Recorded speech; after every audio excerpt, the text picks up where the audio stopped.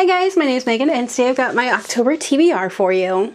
Alright, so I cannot believe it's October and, you know, time for spooky season already. So my TBR this month is going to be a little all over the place because I couldn't really make up my mind of what I wanted to read. So let's go ahead and just dive in. So the first book that I'm planning to read in October is the last holdover from my September TBR, and that is Seven Deadly Shadows. This is the Bookish Box edition.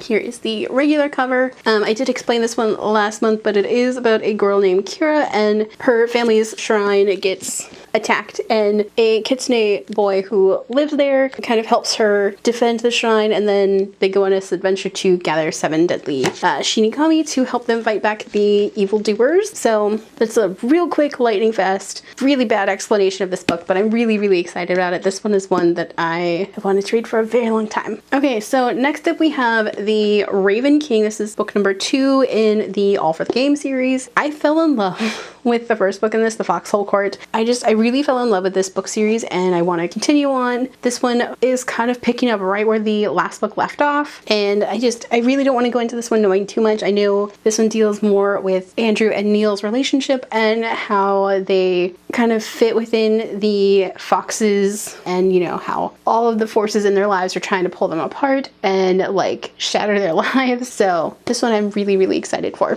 Okay, so next up I have 3 ebooks for this month.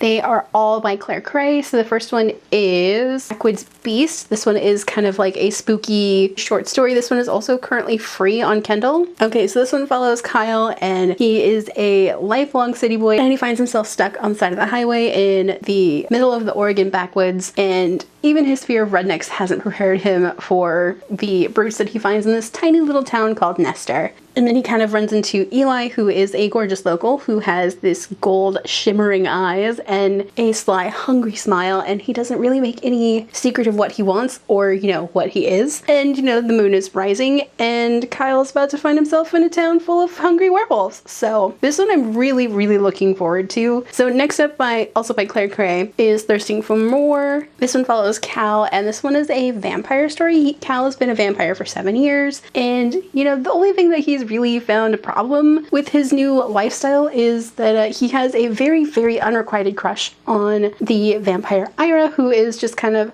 cool, narcissistic, and very straight. And Ira just kind of drifts in and out of his life as he pleases, and then Cal is just kind of done with him, and he's just kind of decided to get over him for good, and then Ira comes back and just like, hey, what's up?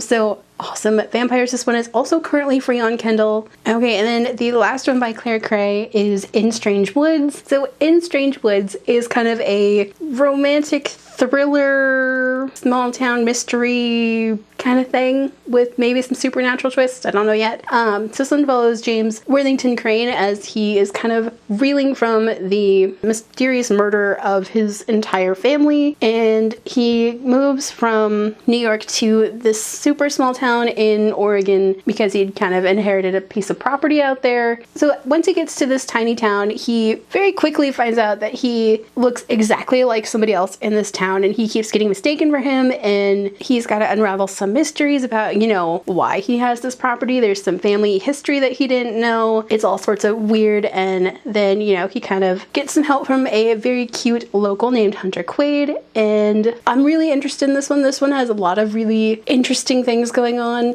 It's also a little bit confusing, so I will leave the link to the Goodreads page for this book down below. It's very interesting and I can't wait to dive into this one, and I did get a really good recommendation from Tumblr for this one, so I'm super excited for this one. And then the graphic novel that I'm planning to read this month is going to be Mooncakes. This one is just super cute. This one does have trans rep, and it does have, I think, ace rep as well. Correct me if I'm wrong. So this one follows Noah Huang, and she is a teenage witch, and she's following reports of a white werewolf in the middle of the woods, and kind of discovers that that wolf is her childhood crush, the werewolf Tam Lang, and it just kind of is them rekindling their romance and investigating dark supernatural things and baking, and just like, this just looks so cool.